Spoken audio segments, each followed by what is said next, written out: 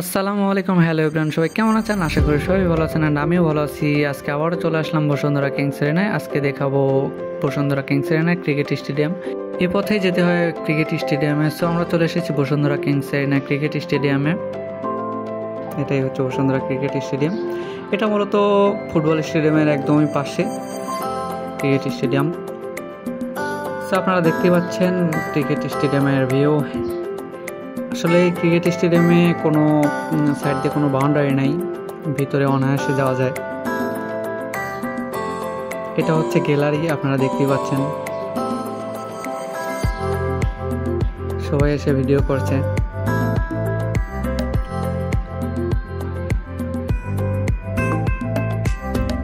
Cricket স্টেডিয়ামে আসার পথ মূলত দুইটাই।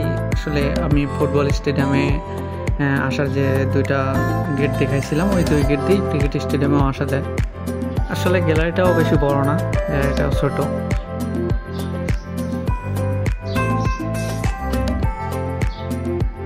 মাঠে পানি দিচ্ছে, আপনারা দেখতেই পাচ্ছেন। Home of the Riders. আসলে এখানে রংপুর রাইডার্সের প্লেয়ারেরা প্র্যাকটিস করে। আপনারা দেখতেই পাচ্ছেন মাঠের মধ্যে অনেক দর্শক ঘুরে বেড়াচ্ছে, একটা ছোট দর্শকও আছে। আসলে মাঠের মধ্যে বেশিক্ষণ থাকতে দেয় না।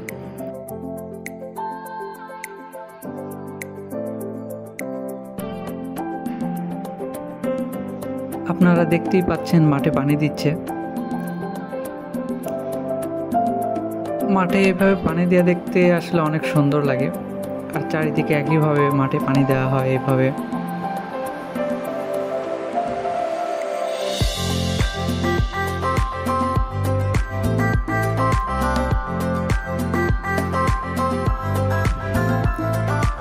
মাঠে যখন এভাবে পানি দেয়, মাঠের মধ্যে থাকা যায় না, গা ভিজে যায়।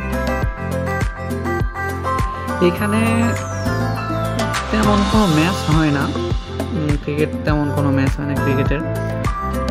এখানে মূলত জাস্ট প্র্যাকটিসই করে যতটুকু সম্ভব। আমি এখনো পর্যন্ত তেমন কোনো হাই ভোল্টেজ মানে কোনো ম্যাচ দেখতে পাইনি, জাস্ট প্র্যাকটিসই দেখছি। সো সেই পানি দেওয়ার অসাধারণ দৃশ্য।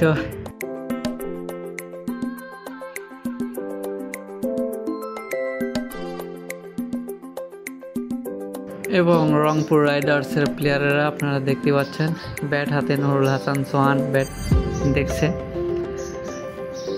তো প্র্যাকটিস শেষ, মূলত সবাই এখন চলে যাবে। দেখেন কতগুলো মিডিয়ার লোকজন আসছে, সবাই ব্যাগ গোছাচ্ছে, চলে যাবে এখন।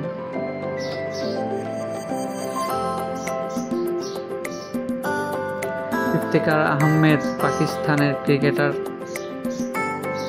ছবি তুলছে তার সাথে।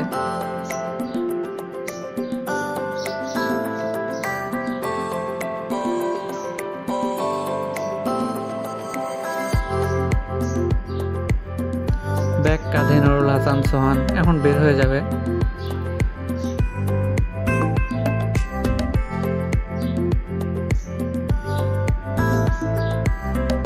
এবং নুরুল হাসানের সাথে মোহাম্মদ আশরাফুল, কামরুল ইসলাম রাব্বি,